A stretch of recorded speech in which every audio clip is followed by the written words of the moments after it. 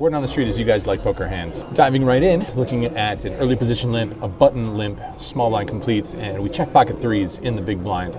4 ways to a flop in which we flop ourselves bottom set. So when the small blind checks, I think I like to lead out right away. I can do this with some flush draws as well, maybe even like a hand like 8-9. You guys have heard about this balance thing. I think it's kind of important when you get to 5-10 and the player pool is a little bit smaller, playing with a lot of the same faces more frequently.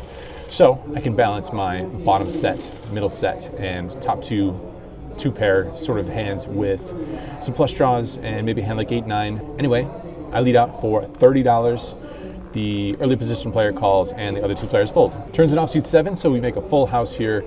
And even though it looks kind of straightforward, it's a little bit of a decision. So do you want to bet and continue to try and get value from worse hands? Or do you want to check since there are some draws available, maybe allow those draws a free card? In this spot, I decided on a bet of $50, kind of like an in-between decision. I think when I bet small there, I can still get value from a jack, obviously getting value from a 7, and I don't fold out flush draws with this small bet sizing. Of course, there is some merit to checking. Perhaps top pair will bet, obviously a 7 is going to bet, and maybe flush draws will go into bluff mode. So I don't know, interested in your guys' thoughts actually in that spot, but I decided on the smaller bet of 50, and interesting news is that my opponent puts in a raise. He makes it 140 to go. Pretty good news when you have a full house. I decided in a flat call to not over-rep my hand. River's an offsuit 9, I check it over to him again, and this time he bets about $220. I think he's only got about $700 behind in this spot, so pretty straightforward, all-in jam for the maximum. He looks at me a little bit and thinks for a second, but he decides on a fold. So would be interesting to know exactly what he had there, whether he did have top pair or a 7. But I feel like he would have thought about it a little bit more if he did happen to have a 7. Anyway, mostly happy with my line there, but some different options available there on the turn for sure. In this hand, we're at a new table. We are on a main table, no longer at a must move, and different lineup now. So when the cutoff raises it up to $30, he does not have an iPad in front of him, and I look down at Jack 10 of diamonds in the small blind. Same concept as before, very playable hand, and don't want to just play out of position.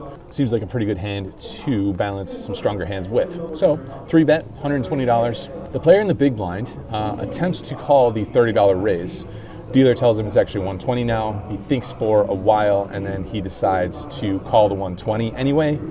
The initial raiser folds, so heads up to a flop. Flop comes down ace 8-3 with 2 clubs and 1 diamond.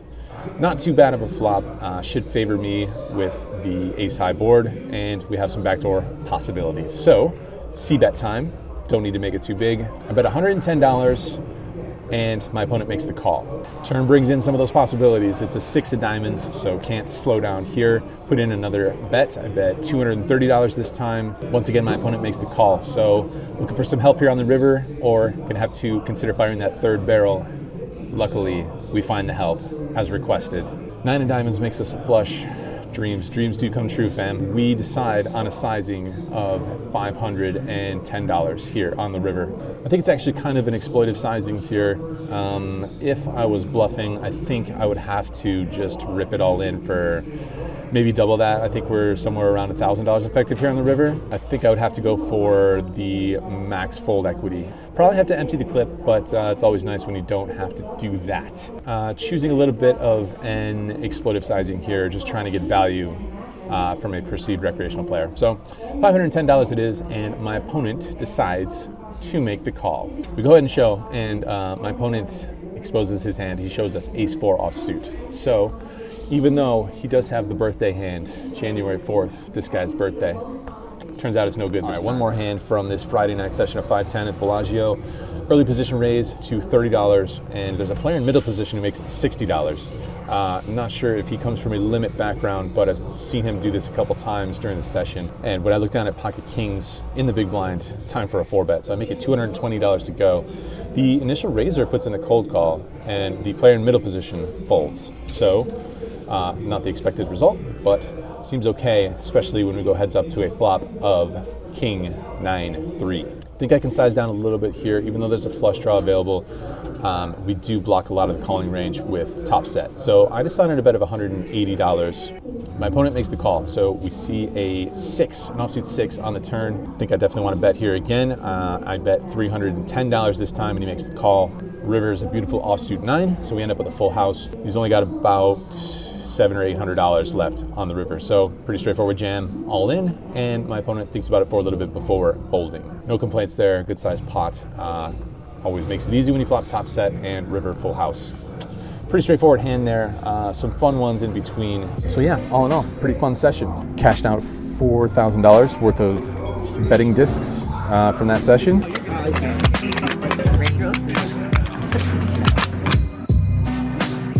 Saturday, went back to Block 16 at the Cosmopolitan, and I need to report to you guys that I failed you. I made a massive error, and I failed to report to you guys that there's actually a hidden gem at that location, Block 16 at the Cosmopolitan. I was not aware of it at the time, but there is a hidden bar.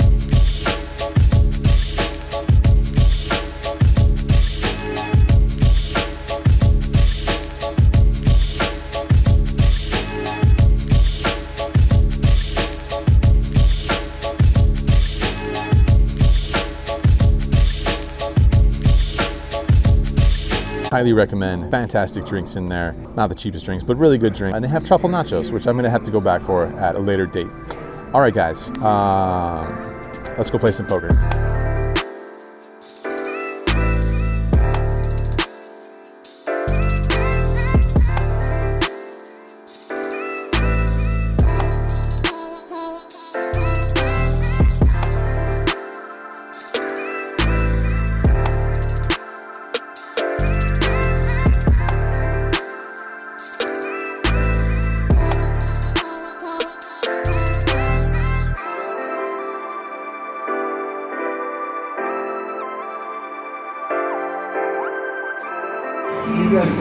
All right, team, how'd we do? Who's we?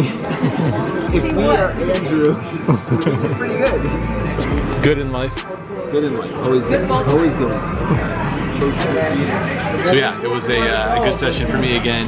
I had a good session on Friday, had a good session today.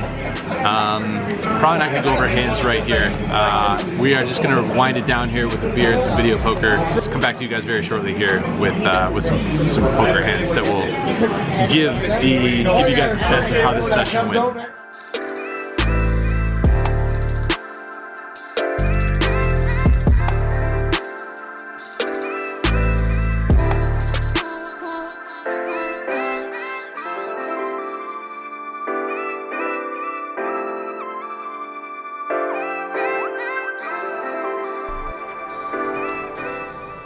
All right, guys, it is a wrap from this Sunday evening / Monday morning session here at the Bellagio. I have a couple hands I can share with you guys, but it's not going to be super in-depth, I don't think. Pretty straightforward session for the most part. We found some run good, and there's not going to be a lot of suspense or drama here. We had a good session, so just a couple of big hands that will give a good description of how the session went. In one hand, there was a straddle on and an early position raise to $60, a middle position call, and we looked down at ace king off suit in late position. I think I want to 3-bet here. The player who raised was not playing super tight, I wouldn't say, and he has a lot of money, so trying to build a pot here, and I go ahead and 3-bet to $240. Only the initial raiser calls, so heads up to pretty favorable flop for the ace king. It comes king king 10 rainbow, checks it over to me, and I think we can size down here. Definitely favors us as the 3-better pre-flop. There's some straight draws available, but no flush draw on board, so I don't think we have to bet super big here. I think we can balance our c-bet here with a couple of bluffs. So I go ahead and bet $150 after he checks to me. The early position player, my opponent, he puts in a check raise to $510. It's pretty interesting because I wouldn't expect him to be doing this with any hand really, other than a hand that's super nutted, like king 10 or pocket 10s. So with those factors in mind, I don't think there's any point in doing anything other than flat calling here, allow him to keep bluffing if he is in fact bluffing, and if he has a better hand than us, then it's just going to play out pretty straightforward. So I go ahead and flat call, and the turn is an offsuit jack. Not the best card because his value hands that he could have here, such as king queen or king jack, this one improves some of those hands. The thing is, we're just never going to fold in this spot ever. Not even after he goes ahead and jams all in here on the turn card. It's a snap call, it's pretty straightforward, and the river brings a brick offsuit 5, I believe, and he says you got it. So I just go ahead and show. That's my standard. I don't try and make people show. If it's somebody that I don't play with that regularly, I'm not sure if he is a reg or a recreational, but I definitely don't have that much history with him, not that I can recall anyway. So I go ahead and show, and he mucks. So yeah, we win a bunch of money in that hand. In this next hand, there's an under the gun raise to 30. There is one call, and we look down at pocket queens on the button. Obviously a premium hand that we want to 3-bet here, so I make it $140 to go. The big blind in this hand puts in a 4-bet to $530, and it folds back to us. This is actually a semi-interesting spot. We are $1,500 effective, and normally this would be very close because we're facing an under the gun open, caller in between, and I went ahead and 3-bet an under the gun player. And now the big blind, he goes ahead and puts in a 4-bet from out of position. So it's a little bit tricky sometimes, but the difference in this hand is that this player hasn't been running good in this session. There's some other factors involved too when you have pocket queens in this spot, I think. It's tough because normally I would flat call here versus a 4-bet, because I think a standard range will include aces, kings, ace, king, and not a whole lot else. Maybe jacks. Although I think pocket jacks might flat here a lot of the time. So if we go ahead and 5-bet jam all in, we are getting in against a range that we are doing so-so with, not amazing. Perhaps there are some other hands that the big blind can have here. Maybe there's like ace 5 suited, ace 4 suited. Maybe there is like an ace queen or ace jack hand in the mix here that is putting in the 4-bet bluff. I don't think it's super ideal to flat call here, because what if the flop comes king high and he does have a hand like ace jack or ace queen or ace 5 suited or something like that, and he goes ahead and puts out a c-bet. There's gonna be a lot of situations where we're not sure what we want to do. We could end up making a mistake, which would be pretty bad in this sort of situation. So I decided on the 5-bet jam, and my opponent snap calls. He's got ace king. We decided to run it twice. The first board runs out all low cards, and the second board we flop top set, turn is an ace, and the river seals it for us. So we win it on 2 boards. Scoop this one. Running good here at the Bellagio. Running good tonight, running good on Friday night. Get out of this game for over 6,000. Life is good. Life is good. Good things are happening this weekend.